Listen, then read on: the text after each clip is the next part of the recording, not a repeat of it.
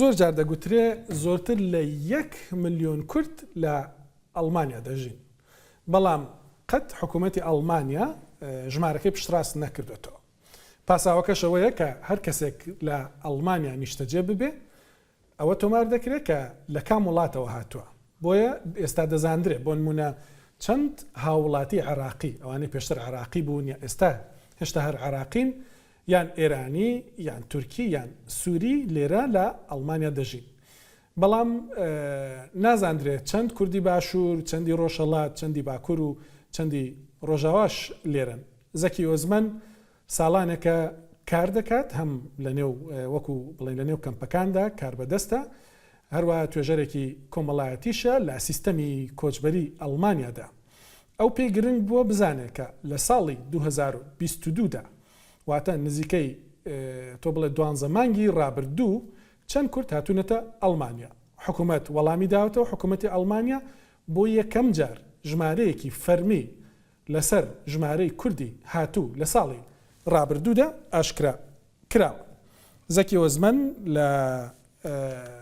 لەگەڵمە بێگومان ئێستا بە سکایپ لەگەڵمە. زەکی ئۆزمەن دەمێ بزانم دخوازم بزانە بم چما بۆتە گرنگ بوو کو ئەو زانیاریان کو تەستاندنە لە حکوومەتە ئەڵمانیا وەربگری دە دەربارەی هەژمارە کۆچبەرێن کورد ئەو کەسێن کو داخوازە پەنابەریەکردنە دە ساڵە 2022 چما ئەف هەژمار گرنگن؟ هەژمار هەردەمی گرنگن. سەدەمێ داخوازە منجی ئاژی بدەستخستنە و ئاماران ji daîreya karûbarê penaber û koçberan di çerçeweya nivîsandina nûçeyekî ji bo malpera diyarnan nebû.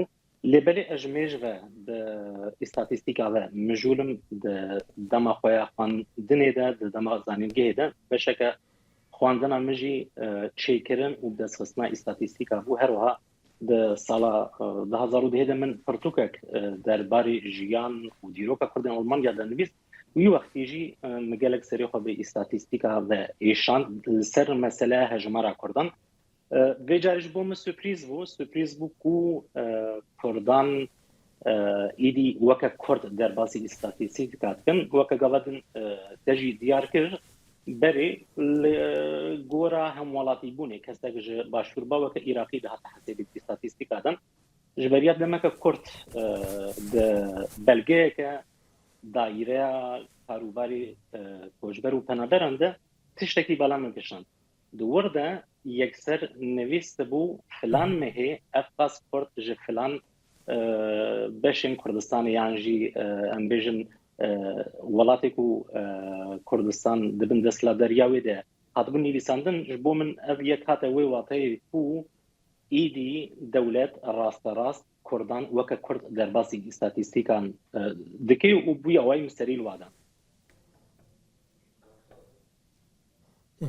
Wate berê nedahatin derbazkirin, wekî Kurd nedahatin nivîsandin? Na, berê nedahatin nivîsandin. Kurd ji kîjan welatî bane nasnameya wan de jî çi bane ew dihatin nivîsandin. Kurdên Bakur weke Türk dihatine hesibandin. Kurdên Rojava weke Sûriyeyî, başûrî jî weke Îraqî dihatin hesibandin. Bele, kak Zekî ew hejmarên ku bo te hatine şandin, çi tiştek diwan hejmaran de bo te balkêş e? Çunkî em dizanîn hejmara Kurdan ya her çar parçên Kurdistanê ne tenê wekî bêjin ya başûr an jî ya Rojavayê Kurdistanê. Çi tiştek bo te balkêş bû di hejmaran de?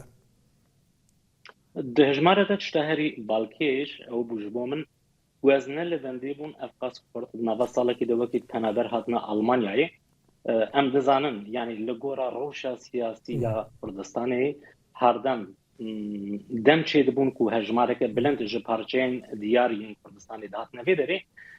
Lê vê carê gelekî belam kişand ku hejmar zêde bilind bûye ji ber ku bi şerê Daişê re ji 2014 heta 2016 hejmareke bilind ya Kurdan heta Almanyayê taybetî jî ji Rojava piştî 2017 hejmar hêdî dihate xwar, gelek dihate xwar. Salane hejmar ew qas nebilind bû. Bes 2022 hejmar gelek bilind e. Ji her çar parçeyên Kurdistanê 47,900 kes hatine Almanyayê. Ev hejmareke gelekî bilind e û vê gelek belam kişand. بله لگوری یاسایان ئەڵمانیا بێگومانتە داخوازیە وان هەژماران کردە بۆ من بڕاستی باڵکێشە بزانە بم مرۆ دکارە هەژمارە یەن بەرێژی کو هاتنە داخواز بکە یاسا ڕێدەدەک و تشتێکی وسا بێ داخوازکردن ئەم نکارن دیرۆکێ پاش لە بدنێ شتا دەرباس بوو نکارن نوکا ئیستاتیستیکا بدەست بخن لێ بەلێ شێوازین لێ کۆلینێ هەنە دەستپێکە ساڵین 2000 میناک لێکۆلینەکە ئەنجیڤەکۆلینە ناڤەندا لێکۆلینێک کوردی لە باژارێ بۆنێ و هەروەها دیسە دەستپێکە 2000دا لێکۆلینەکە پرۆفەسۆر ئیلهان قزڵ هەن هەبوو دەبێ دەربارێدا بە تەخمینی هەوڵدابوون حسابێکی چێ بکن کە هەژمارە کوردان چ قاسەد وێ چەرچەوێدا ئەس نمونەیەکی بدن نمونەیەکی بچووک ساڵ 1960 حتا 73 حتا 1973 ji Tirkiye bi giştî 650,000 karker hatin Almanyayê ji bo demekî kar bikin lê belê ew karker vê dêman ji nasnameya wan diyar nedibû Kurdin Tirkin li gor lêkolîna wextî wextî wan kirî sedî çilên ba kesan Kurd bûn lêkolîn jî bi vî şêwazî geribûn ew kesên hatî ji kîjan bajarî hatine li wê gorê geşibûnewê encamê sedî çil kesên hatî Kurd bûn yanî em dikarin li gora van texmîna biçin wek din zehmeta em dîrokê paş de bide بله کاک زەکی تا ئەزمونونەکە درێژ دناف کۆچبەرandایە کۆچبەرێن کورد بتایبەتی لە کەمپان بێگومان گەرەکەس بێژم کوت و بەرێ هەفکارێ مەبووی تو ڕۆژنامەوان بووی لێ نها چەند ساڵن تو دناف سیستەما کۆچبەریە ئەڵمانی دەکار دەکی ئەو کوردێن کوتێن پارچەیەن جوداین کوردستانێ زێدەتر سەدەما هاتنەوان بۆ ئەڵمانیا ئەو تشتێک و بفەرمی دەبێژن چییە ینی جودایی هەیە دنابەرە پارچەیاندا